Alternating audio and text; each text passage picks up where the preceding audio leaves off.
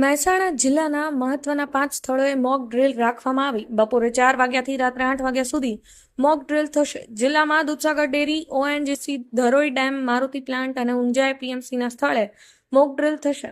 Mock ડ્રીલમાં નાગરિકો ગંભીરતાથી લે તેવો પ્રયત્ન. સાંજે બ્લેકઆઉટ અંધારપટ કરવામાં આવશે તો ગંભીરતા રાખવી. તમામ સરકારી તંત્ર એલર્ટ મોડ પર રહેશે. સાંજે 7:45 વાગે બ્લેકઆઉટ અંધારપટ કરવામાં આવશે.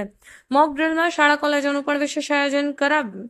મોક ડ્રીલ દરમિયાન 3 સાયરન વાગશે. મોક ડ્રીલ માટે જિલ્લા વહીવટીતંત્રની તાકીદ બેઠક બોલાવી. Rajubhai D Patel, Patan news 24 Patan. આપણે સૌ જાણીએ છીએ કે જે તાજેતરની પરિસ્થિતિ છે એના સંદર્ભે રાજ્ય સરકાર દ્વારા હમણાં જ એક સૂચના આપવામાં આવી હતી. એ સંદર્ભે ખાસ કરીને જ્યારે કોઈ આકસ્મિક ઘટના બને કે યુદ્ધ જેવું વાતાવરણ થાય તો લોકોમાં કોઈ ગભરામણ ના થાય અથવા તો એવી પરિસ્થિતિ હોય ત્યારે લોકોએ કેવી રીતે સાવધાની વર્તવી, પોતાની સલામતી કેવી રીતે રાખવી અને એ દરમિયાન તંત્રએ શું કામગીરી કરવી. ખાસ કરીને આરોગ્ય વિભાગ આવે, વીજળી વિભાગ આવે, પુરવઠા વિભાગ આવે તો ખાસ કરીને દવાઓનો જથ્થો જળવાઈ રહે, પુરવઠાનો જથ્થો જળવાઈ રહે, પાણી પુરવઠા જળવાઈ રહે. એના આયોજન માટે આપણે એક આ મોક ડ્રીલનું આયોજન કર્યું છે. રાજ્યના તમામ જિલ્લાઓમાં આ પ્રકારે આવતીકાલે એક આયોજન કરવાની આપણે તૈયારી રાખી છે. એના સંદર્ભે આપણા જિલ્લામાં 4 જે આમ તો મહેસાણા જિલ્લો કેટેગરી 3માં આવે છે, પણ ખાસ કરીને એવી જગ્યા હોય કે જ્યાં કોઈ આવો બનાવ બને તો જાહેર જીવન ઉપર સીધી વધારે અસર થાય એવા સ્થળો જેમ કે જેમાં એક મેસેજ આવે કે આવી કોઈ હવાઈ હુમલો અથવા તો કોઈ પણ પ્રકારની ઘટના બની છે તો એ દરમિયાન તંત્ર કેવી રીતે ત્યાં પહોંચી જાય અને લોકોને એના વિશે માહિતી આપે અથવા તો કોઈ બીના બની હોય તો એ લોકોને કેવી રીતે આપણે રેસ્ક્યુ કરી હોસ્પિટલમાં લઈ જઈએ, સલામત સ્થળે લઈ જઈએ અને એ લોકોમાં કોઈ ભયનું વાતાવરણ ના ફેલાય એ માટે આજે આપને અમે બોલાવ્યા છે પ્રેસ મીડિયાના મિત્રોને અને આપના માધ્યમથી આ એક આવતીકાલે લોકોમાં મહેસાણા જિલ્લાના પ્રજાજનોમાં એક મેસેજ જાય કે આવતીકાલે સાંજે 4 વાગ્યાથી 8 વાગ્યા સુધી આપણે મોક ડ્રીલનું આયોજન કર્યું છે. જેમાં આ રીતે 7:45 વાગ્યાથી એક સાયરન વગાડવામાં આવશે અને એ દરમિયાન સમગ્ર જિલ્લામાં લોકોએ સ્વેચ્છાએ પોતાના ઘરની લાઇટો બંધ કરવી, બારીઓ ઉપર બને તો પેપર ઢાંકી દેવા, કોર્પોરેશન એરિયા, નગરપાલિકા વિસ્તારમાં આપણે સ્ટ્રીટ લાઇટ બંધ કરાવીશું. એટલા માટે કે આપના માધ્યમથી જો આગોતરી લોકોમાં સમજણ જાય તો કોઈ જાતનું કોઈ વાતાવરણ ક્રિએટ ના થાય. એટલા માટે આજે આપણે આપના માધ્યમથી અમે એક આ પ્રજાજનોમાં સંદેશો આપવા માંગીએ. પર્ટિક્યુલરલી આપણા જિલ્લામાં 4 સ્થળો રાખ્યા છે. મહેસાણા સિટીની વાત કરીએ તો આપણે દૂધસાગર ડેરી ખાતે કાલે કાર્યક્રમ રાખ્યું છે.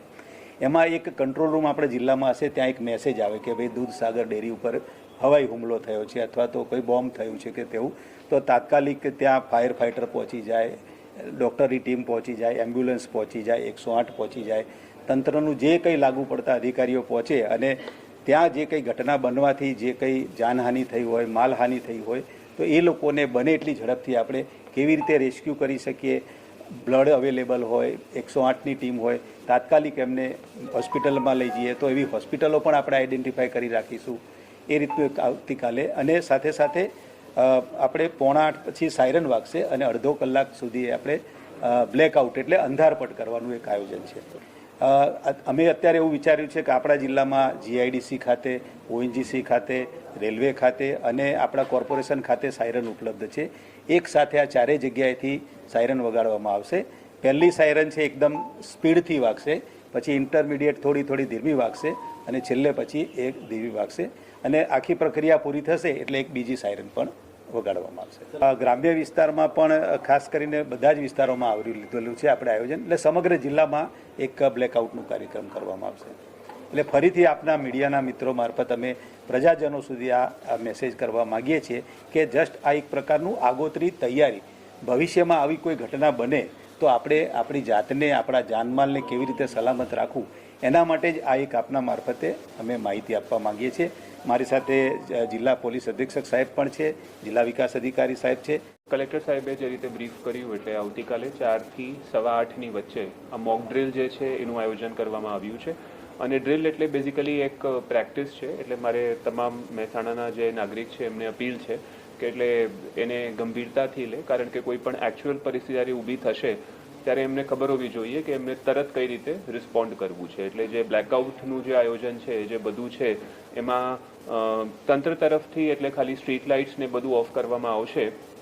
પ્રાઇવેટ જે ઘરો છે અને પ્રાઇવેટ જે બિલ્ડિંગ્સ છે એમાં એ જનતા ઉપર છે કે પોતાની રીતે જે બ્લેકઆઉટ કરે એ હવે બારી બારણા ઢાંકીને કરે અને લાઇટ્સ ઓફ કરીને કરે. પણ એ આખી પ્રક્રિયા જે છે એટલે એને ગંભીરતાથી લે કે કોઈ પણ દિવસે એટલે એકચ્યુઅલી એવું નિર્માણ થાય તો એમને ખબર હોય કે એમને કઈ રીતે રિસ્પોન્ડ કરવું છે. એટલે આખી પોલીસ તંત્ર જે છે એ ખડે પગે રહેશે. એટલે પોલીસ પેટ્રોલિંગ ને બધું જે વધારવામાં આવ્યું છે.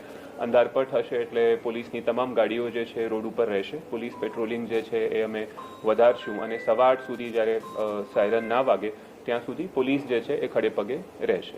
પોલીસનો control room number and even district level ઉપર જે કંટ્રોલ રૂમ જે છે એ નંબર પણ અમે અત્યારે શેર કરી દઈશું.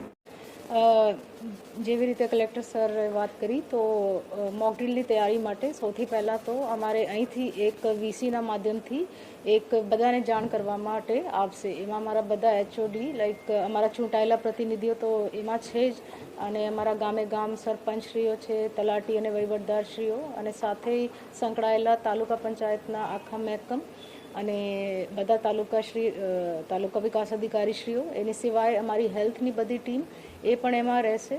એની સિવાય અમારા સ્કૂલના જેટલા બીઆરસી સીઆરસી છે તો એ માટે પણ ડીપીઓશ્રી અને ડીઓશ્રી એમાં ભાગ લેવાના રહેશે. સો એમાં જો આપણે મોક ડ્રિલની વાત કરીએ તો જો સાયરન વગાડવાની છે વાત છે તો એ તો બધાને અમે જાણ કરી દીધી છે ઓલરેડી. એના સિવાય બાકી બીજું movement to a safe place, તો એમાં જો કોઈ શેલ્ટર છે, આપણા કોઈ સેફ જગ્યા છે, તો એમાં મૂવમેન્ટ કેવી રીતે કોર્ડિનેટ કરીને આપણે ત્યાંના લોકલ જો વિલેજની જો કમિટી છે જો એમાં ધ્યાન રાખતી હોય છે, અમારા સ્કૂલના બાળકો છે, આ કેવી રીતે એમનો મૂવમેન્ટ થશે, કોઈ હેલ્થ કોઈ સારવારના કોઈ ઇશ્યુ બને તો એમાં કેવી રીતે એમરજન્સી સારવાર આપણે આપી શકીએ બધાને. તો અને પછી એક પેનિક જેવી સ્થિતિ ના બને પણ લોકો સ્માર્ટલી આ સિચ્યુએશનને મેનેજ કરી શકે, તો આ માટે તૈયારી કરવામાં આવી રહી છે. આ જો મેજર મોક ડ્રીલ છે એ 5 સ્થળ ઉપર છે અને એમાં ત્યાંના પ્રાંત અધિકારી શ્રી નોડલ છે. તો એમાં અમે અહીંથી કંટ્રોલ રૂમથી મોનિટર કરીશ. પણ એની સિવાય દરેક જો બાકીની એક્ટિવિટીઝ છે જેવી કે બ્લેકઆઉટ છે, સાયરન વગાડવાનું છે, તો એનું આયોજન અમે દરેક જગ્યા માટે કર્યા છે. મેમ, ખાસ કરીને આ પરિસ્થિતિ આવી સર્જાય તો શાળા કોલેજોમાં કયા પ્રકારની તકેદારી રાખવા માટે કોઈ સૂચના અપાઈ છે કે કહેવામાં આવે?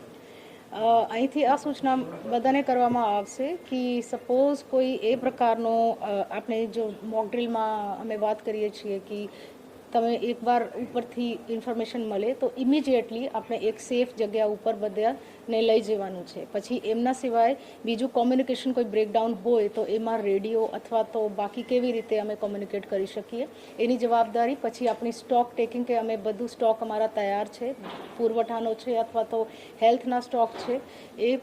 પછી મૂવમેન્ટ માટે રસ્તા કોઈ જો અવેલેબલ છે, જો ના હોય તો એનો ઓલ્ટરનેટ રસ્તા આપણે ઉપયોગ કરી શકીએ કે કેમ. આવી રીતે પછી એક કોઓર્ડિનેટેડ મૂવમેન્ટ પણ થાય અને લોકો વચ્ચે કોઈ ડરની વગર મૂવમેન્ટ હોય તો એના માટે અમે તૈયારી કરી રહ્યા છીએ. કાલે જ્યારે આ મોક ડ્રીલ કરવામાં આવશે તો જિલ્લાની આખી team collector sir, SP sir, હું આરએસસી શ્રી અને બાકી બધા કંટ્રોલ રૂમમાં બેસીને આ બધી એક્ટિવિટી કંટ્રોલ કરીશ.